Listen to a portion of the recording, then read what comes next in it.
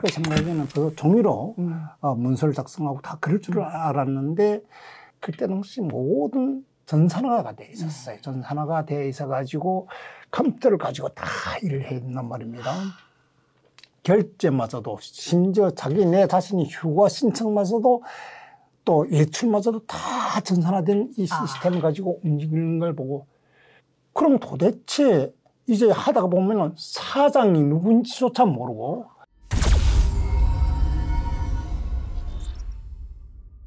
그 다음에 심지어 본사 직원들이 누가 누군지 모를 정도.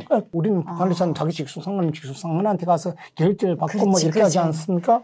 전산화로 하니까. 전산화로 결제가 되기 때문에 자기 직속 상관들을 잘 모를 정도로 그렇게 아주 전산화가 조밀하게 돼 있고 제가 이 한전에 근무하면서 제일 느꼈던 것은 우리 전산에 보면 한전에 대한 연역이 쭉 뜹니다. 연역이 뜨는데 세계적으로 단가, 전기 킬로당 단가가 어떻게 되고 하는 거 쭉 이제 비교 분석한 것도 이제 쭉 나오는데 전기값이 제일 싸지 않습니까? 세계적으로 우리나라가 제일 싸죠. 그런데 우리나라보다 제일 싼 게 네덜란드가 있다고 하지만은 네덜란드가 품질에 있어서는 우리한테 떨어지기 때문에 결과적으로 전기 품질은 어떻게 규정하냐면은 전기를 생산해서 소비자까지 오는 기간에 소모되는 전기하고 그다음에 전기를 공급하는 와중에 정전이 있는데 세계적으로 우리나라가 정전이 제일 없는 나라가 우리나라입니다. 네. 이래가지고 세계적으로 제일 양질의 전기는 대한민국이다. 대한민국이다. 전기도 양질이 있습니까? 그렇죠. 품질이요. 품질. 그렇긴 하네요. 북한에는 만약에 전기가 온다 해도 진짜 오나만 하는 전기가 오는데. 그런데 왜 이게 양질의 전기를 선호하냐면은 삼성전자나 이렇게 고밀도의 고도의 과학기술을 요하거나 그 다음에 그 연구소라는 이런 데는 전기 품질에 따라서 연구 성과가 달라진다고 합니다.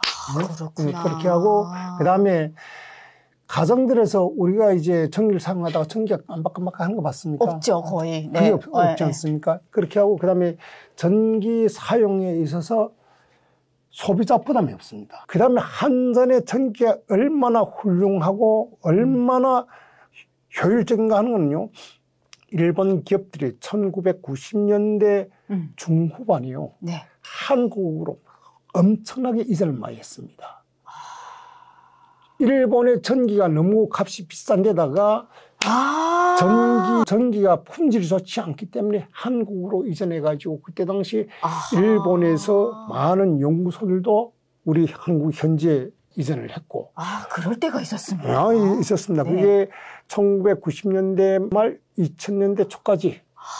그 IMF 때 그 97년도 말 98년도에 IMF가 왔는데 그때 당시 이제 우리가 생산 라인이 잘 돌아가니까 전기가 너무 돌지 않습니까? 그러니까 전기 단가는 소비자가 많아서 많이 팔려야 정상적인 단가를 책정할 수 있는데 전기가 제대로 팔리지 않으니까 전기 단가가 낮아질 수밖에 없거든요. 그런데 전기 품질은 엄청나게 좋죠. 그렇게 하니까 일본의 기업들이 한국의 눈길을 걸고 한국으로 전문가 진출하는 이걸 보고 저는 느낀 게 대한민국 전력사 산업은 세계 최고로 자부하는 한전이라는 그 명분이 그때에 가서는 내가 한전에 대해서 일부 불만은 있지만은 이렇게 자긍심을 가져보기는 그때가 처음이었습니다. 아무튼 뭐 우리나라 발전소 같은 데도 가서 보면은 정말 대단하지 않습니까? 뭐 전기가 발전소에서 이렇게 나오는 거니까. 북한의 발전소는 말이 발전소지 지금까지도 멎어 있는 게 몇십 년 되어 있고 그것도 다 인력으로 파고 만들고 해가지고 가동도 제대로 안 되고 정말 옛날 그 수동 방식으로 지금 사용하고 있잖아요. 그것마저도 돌아가지 않은데 우리나라 발전소는 어떻게 되었습니까? 전력 산업에 있어서 원자력 발전은 무공해 산업이에요. 무공해 산업. 저게 이제 사고가 났을 때 문제지만은 정상적인 가동을 하게 되게 되면 그 공해라는 게 없습니다. 그래가지고 지금 세계적으로 원자력을 중단했던 미국도 다시 원자력을 재개하고 중국 같은 경우는 대대적으로 건설하고 있지 않습니까? 그런데 우리가 분명히 알아야 될 것은 세계적으로 원자력 표준 국교를 가지고 대외적으로 수출하는 나라는 불과 5손가락입니다. 그래요? 예, 그 손가락 중에 대한민국이었는데, 그런데 사실 이 원자력은 우리가 원자력 그 발전 설비 생산하고 원자력 기술 그 수준이요. 세계적으로 우리나라가 최고입니다. 이거는 제가 원자력 분야의 기술자여 가지고 이야기하는 게 아니라 한전인으로서 그때 당시 이거 다 이제 데이터가 나오고 비교 분석하지 않습니까? 옛날에 원자력 발전 설비를 생산하는 기업이 한국중공업이었습니다. 근데 그게 두산중공업에서 인수를 해가지고 하는데, 저 두산중공업이 가지고 있는 기술력은 과히 말씀드리건데 세계 최고라고 생각합니다. 아무튼 오늘 우리 선생님께서 이렇게 말씀을 듣다 보니까 제가 다른 출연자분들께서는 절대 들을 수 없었던 한전의 이야기. 네. 그리고 95년도 당시에 한국은 어땠을까? 저는 늘 궁금했거든요. 그 당시에 없어가지고. 이런 이야기들을 너무 자세하게 설명을 너무 맛있게 잘해주셔서. 이야기를 정말 맛있게 하시는 것 같습니다. 아니요. 저는 이제 여기 오늘 오기 전에 유미카 TV를 이제 내가 어떻게 해야 되는지 그래서 한번 봤어요. 하는데 또 조회수가 상당히 많더라고요. 내가 권효진 씨 거 보니까 한 170만 이상으로 나가고 좀 이렇게 쭉 나가는데, 내가 왜 이렇게 조회수가 높겠느냐 이렇게 딱 지금까지 인터뷰를 하다 보니까 이것은 전적으로 우리 유미 씨 능력에 관한 문제다. 감사합니다. 정말 대단하시네요.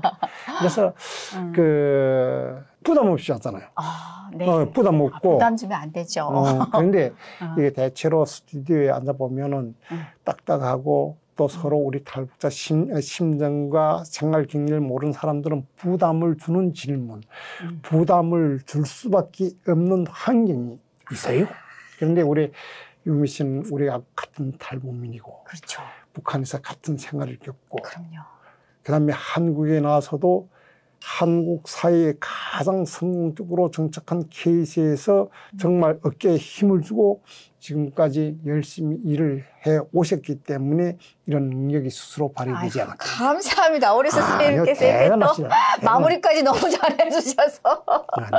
네. 이거 딱 보면서 앞으로 이 상황이라면 멀지 않는 앞날에 중견기업의 회장님으로 우리 정말 이유미 씨를 상상해 봅니다. 감사합니다. 그럼 끝으로 우리 선생님께서 지금 20년 동안의 전력 부분에서 일을 하시다가 지금 은퇴하셔서 하시는 일이 있으시잖아요. 네.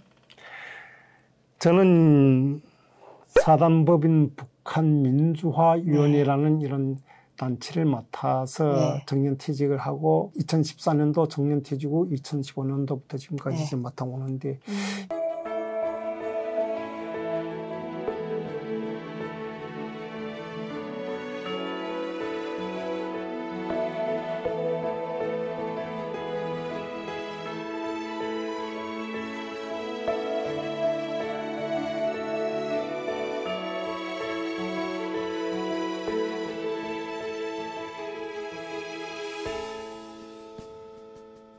이 단체는 다 아시다시피 작고하신 황당엽 선생님께서 직접 만드셔가지고 결성하셔가지고 돌아가실 때까지 2007년 4월 10일 이제 결성해서 2010년 10월 10일 돌아가실 때까지 초대 북한민주화위원회 위원장으로 계시고 2대 위원장으로는 대한민국의 언론을 들썩하게 했던 당시 태국 참사관이시였던 홍순경 회장이 2대 위원장을 했고. 홍순경 회장님께서?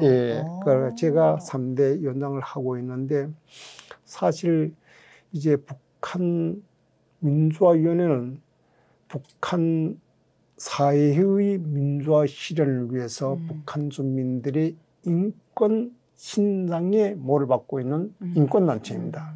그러면서 대한민국에 정착하고 있는 34,000여 탈북민들 한국 사회에 성공적으로 정착시키는 거하고 밀착시켜서 진행하는데 저는 여기서 지금까지 이제 쭉 그 인권 활동을 해오면서 최근에 와서 느낀 게 뭐냐면은 북한 인권 문제는 이제는 스스로 국제사회가 해결하고 그다음에 우리가 말하지 않아도 북한 정권은 무너지게 돼 있지 않습니까? 그렇죠. 네. 다 무너지게 돼 있어요. 네. 이게 공식의 일반적인 그렇죠. 그렇게 시간 하고, 문제죠. 예, 시간 문제고 그다음에 또 북한 인권 문제를 해결하자면은 현재 북한의 김정은 정권이 존재하는 한 저는 독재 정권으로서는 북한 인권 문제가 해결되지는 않습니다. 그렇기 때문에 궁극적인 목표는 북한 김정은 정권의 정권 교체에 있는 거고 그러나 그에 못지않게 가장 북한의 김정은이나 북한 통치배들이 가장 무서워하는 게 탈북민들이 아니겠습니까? 그럼요. 네. 탈북민들이 우리 이유미 사장님처럼 이렇게 성공적인 케이스로 독자적인 경제력을 확보하고 한국 사회에서 자기 설 자리에 서서 정말 떳떳이 나가게 되면은 이게 북한 2,400만 주민들에게는 이유미와 같은 이런 성공한 탈북자들을 북한 주민은 희망이 등대로 바라보고 올 거란 말입니다. 그렇죠. 네. 그렇게 하고 그와 반대로 저 김정은과 그에 추종하는 북한 정권 통치배들은 아마 북한 인권 문제보다도 탈북민들이 성공적으로 정착해서 정말 한국 사회에서 주도적 역할을 한다 하게 되면 그게 아마 핵탄두보다도 더 무서울 그렇죠. 겁니다. 그럼요. 네, 그래서 저는 우리 탈북민들이 이제는 북한 인권과 함께 한국 사회에 성공적으로 정착할 수 있는 길, 자기 자신을 개발하고 그다음에 또 유미 씨처럼 사회적 리더가 돼서 정말 본보기가 될 수 있는 이런 사람들이 많이 등장할수록 북한 김정은 정권이 설 자리가 점점 좁아지지 않겠는가 하는 그런 생각을 해봅니다. 그래서 앞으로도 좀 좋은 이런 그 활동을 부탁드리면서 우리 북한 민주화위원회에도 깊은 좀 관심을 가져주십시오. 네, 당연한 말씀입니다. 네.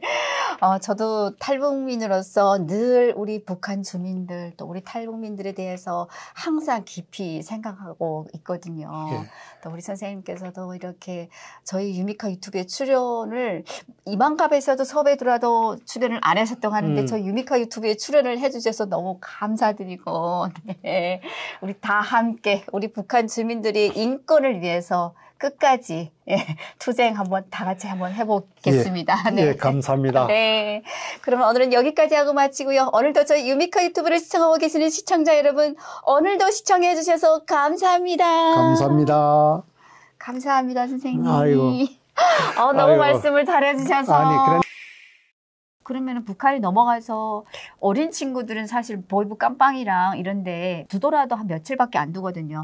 그래도 나름 북한에서는 법이라는 게 있어서 소년법도 있잖아요. 아니더라고요. 그럼요. 소년법이 저한테는 적용이 안 됐는지 모르겠지만 일단 애들 가다 놓으면 그런 데 따라 없어요.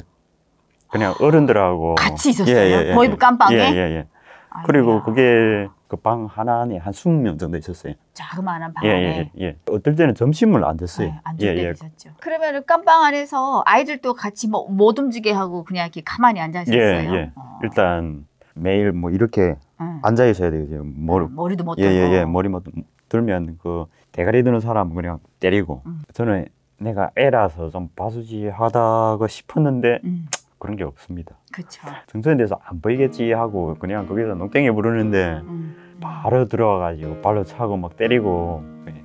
8살, 9살 되는 애를. 심지어 보이브 그 사람이